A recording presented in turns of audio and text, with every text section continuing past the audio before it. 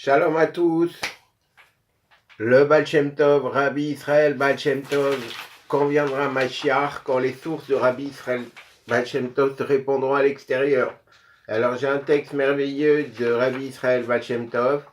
Des sources, plus on les comprime, plus ils jaillissent fort. Voilà, ça faisait partie des livres de la bibliothèque du précédent rabbi que dans certains voulaient empêcher la diffusion. Il y a eu un procès du rabbi, il les a récupérés.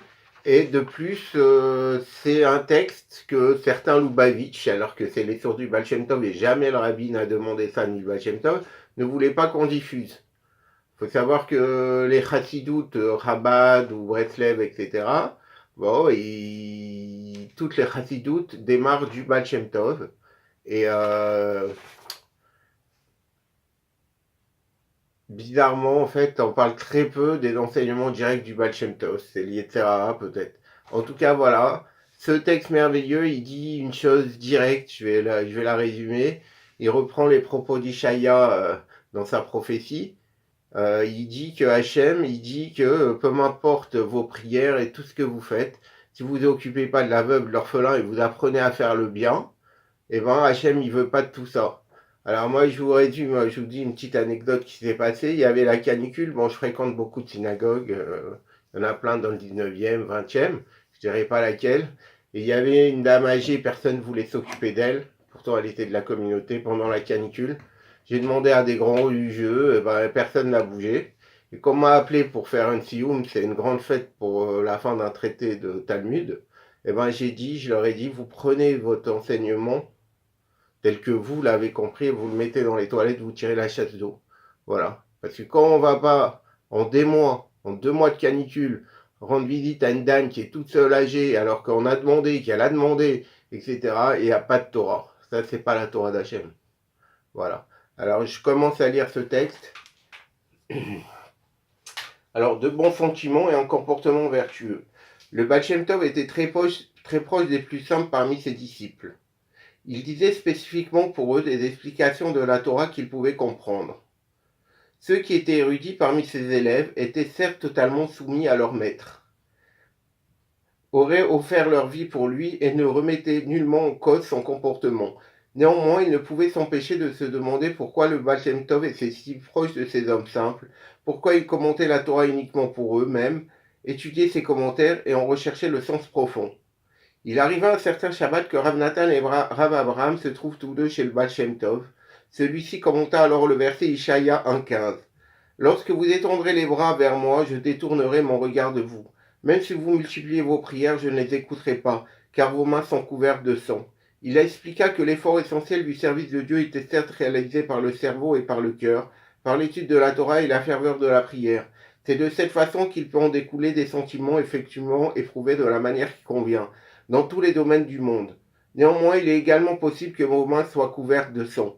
Même si l'on donne quelque chose à un pauvre, même si on le fait avec largesse, on peut cependant ne pas ressentir profondément les besoins qu'il éprouve. On est alors considéré comme ayant versé son sang. Ainsi, lorsque vous étendrez les bras pour donner de larges sommes de tzedaka, lorsque vos services de Dieu résultera d'un effort du cœur, je détournerai mon regard de vous. Je n'y prêterai aucune attention. Car tout ceci n'est pas le résultat d'un effort. Le service de Dieu véritable implique de ressentir l'existence de son prochain. L'expression même, si vous multipliez vos prières, fait allusion à l'effort du cerveau, qui n'est pas non plus une véritable forme du service de Dieu. En effet, il ne permet pas de ressentir véritablement l'autre. Or, dans un tel cas, on verse concrètement son sang. C'est le sens de vos mains sont couvertes de sang. Vos sentiments, même ceux qui sont positifs, de même criminels. Rav Nathan et Rav Abraham entendirent tous deux ces explications. Rav Nathan, un érudit, les comprit à sa façon. Il médita profondément à ce que devait être le service de Dieu, du cerveau et du cœur, à l'étude de la Torah et la ferveur de la prière. Rav Abraham chercha, selon ses moyens intellectuels, la traduction des quelques mots du Baal Shem Tov dans l'action concrète. Il aboutit à la conclusion qu'il devait améliorer son comportement bien au-delà de ce qu'il avait réalisé jusqu'à maintenant. Le Baal Shem Tov avait expliqué que lorsqu'on ne ressent pas l'importance de l'autre, même si on lui accorde par ailleurs son aide avec largesse, on verse à proprement parler son sang. Ainsi qu'il est dit, vos mains sont couvertes de sang. Et à ces mots, Reb Abraham cessa de connaître le calme.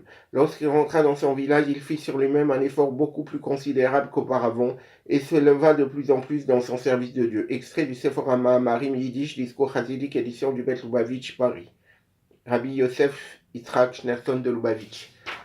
Je vous montre la feuille, je ne sais pas si vous réussirez à la voir dans le texte lui-même comme ça. Voilà, en fait, il nous demande de rentrer en vibration pour ressentir les besoins concrets de l'autre. Ça peut être moral, physique, spirituel, financier, tous les domaines, et d'amener une aide intelligente, adéquate, diplomatique, délicate, fondée, etc. à l'autre.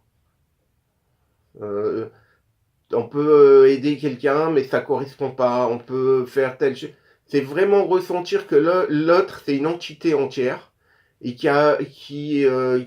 par exemple, il peut ne pas avoir besoin d'argent, mais besoin d'un travail, besoin d'encouragement. Chaque situation est différente. Faut amener à chacun selon ce qu'il a besoin, selon ce qui lui manque à lui, pour reprendre le frère Hachamim. Voilà. Ça, c'est avec notre entourage, avec tout le monde, tout autour de nous. C'est un état d'être, et c'est l'état d'être qui est l'état d'être de la venue du Mashiach, et ce qu'il veut Hachem de nous, et qui nous apporte à nous aussi le plus grand des bien-être. Amen, qu'on ne fasse que du bien sur terre, parce que faire du bien, c'est la plus grande des richesses, c'est la plus grande des bénédictions, c'est la plus grande des protections, et faire le contraire, c'est le plus grand des choses voilà, qu'il faut des mauvaises choses du préserve qui pourraient nous arriver. Faire du bien, c'est la plus grande des richesses. Allez, Koltov à tous.